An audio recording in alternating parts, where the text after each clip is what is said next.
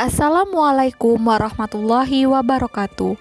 Halo semua, perkenalkan saya Sylvia Kartikaningsi, mahasiswa PPG Prajabatan PGSD R01 Universitas Jambi tahun 2023. Pada video kali ini saya akan membahas kesimpulan dan refleksi setelah saya mempelajari topik 1 Filosofi Pendidikan Indonesia mengenai perjalanan pendidikan nasional untuk tugas koneksi antar materi.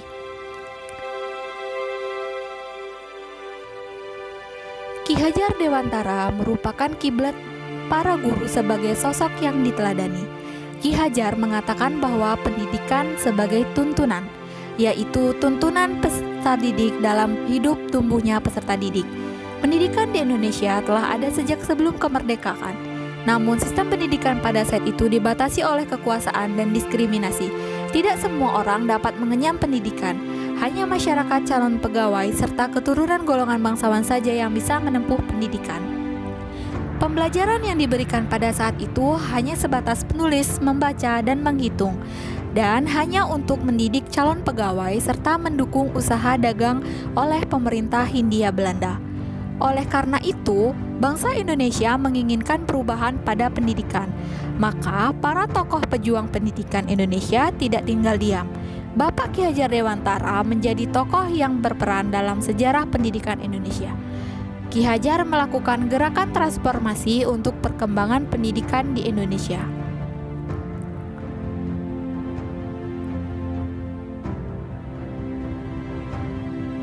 Akhirnya, pada tanggal 3 Juli 1922, Ki Hajar Dewantara mendirikan organisasi Taman Siswa.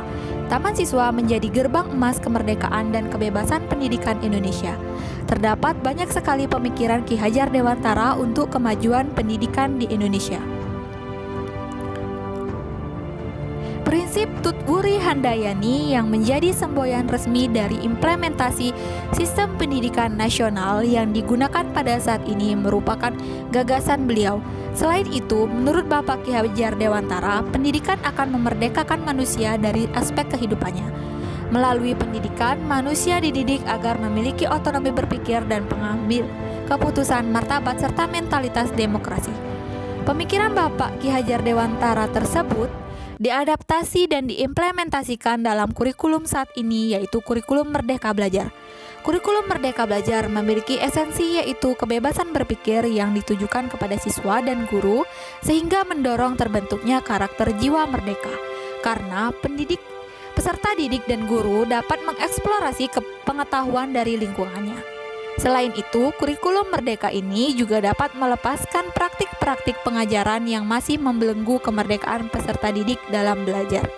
Contohnya, kurangnya kesadaran guru dalam menghargai kebebasan peserta didik, pembelajaran teacher center, pembelajaran yang memberatkan peserta didik, di mana peserta didik yang harus menguasai materi pembelajaran yang tidak disukai oleh anak tersebut sehingga muncullah rasa keterpaksaan yang membuat peserta didik belum merdeka dalam belajar.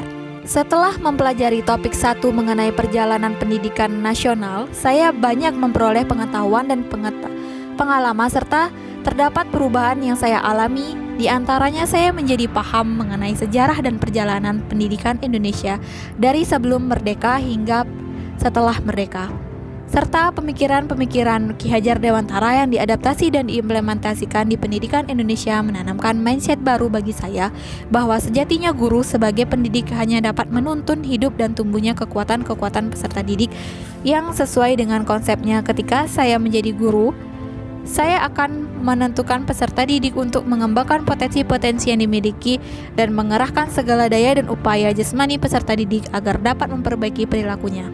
Saya akan menciptakan pembelajaran yang kondusif dan menyenangkan serta menggunakan model-model pembelajaran yang dapat memerdekakan peserta didik dalam pembelajaran sehingga potensi-potensi yang mereka miliki dapat berkembang. Terima kasih, mungkin dari video ini dapat bermanfaat bagi semua. Wassalamualaikum warahmatullahi wabarakatuh.